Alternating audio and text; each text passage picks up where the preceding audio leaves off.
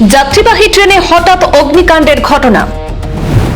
মুহূর্তের মধ্যে পুড়ে ছাই হয়ে যায় ট্রেনের 3টি কামরা। আতঙ্কে ট্রেন থেকে নেমে পড়েন যাত্রীরা। কয়েক ঘন্টার চেষ্টায় আগুন নিয়ন্ত্রণ করে দমকল বাহিনী।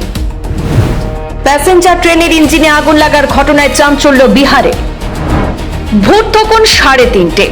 প্ল্যাটফর্মে দাঁড়িয়ে থাকা যাত্রীবাহী একটি ট্রেনে আচমকায় অগ্নিকাণ্ডের ঘটনা সংঘটিত হয়, আর মুহূর্তের মধ্যে আগুন ছড়িয়ে পড়ে একের পর এক কামরায়, আর তাতে ছড়িয়ে পড়ে তীব্র আতঙ্ক। সোমবার ভোররাতে বিহারের সহরসা জেলার সিমরে বখতিয়ারপুর রেল স্টেশনের 2 নম্বর প্ল্যাটফর্মে দাঁড়িয়ে থাকা সমস্তিপুর সহরসা প্যাসেঞ্জার ট্রেনের ইঞ্জিনের কাছে হঠাৎ আগুন লাগে বলে প্রাথমিকভাবে জানা গেছে। আর অল্প সময়ের মধ্যে আগুন ছড়িয়ে পড়ে ট্রেনের 3টি কামরায়। আগুন দেখতে পেয়ে যাত্রীরা দ্রুত ট্রেন থেকে নিরাপদে সরে যান।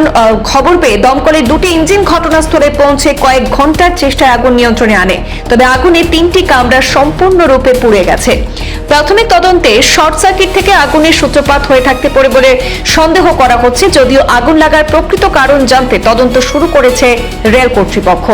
এই ঘটনায় কোনো হতাহতের খবর এখনো পর্যন্ত পাওয়া যায়নি। সময়মতো যাত্রীদের সরিয়ে নেওয়ায় বড় ধরনের দুর্ঘটনা এড়ানো সম্ভব হয়েছে বলে জানিয়েছেন সংশ্লিষ্ট আধিকারিকরা।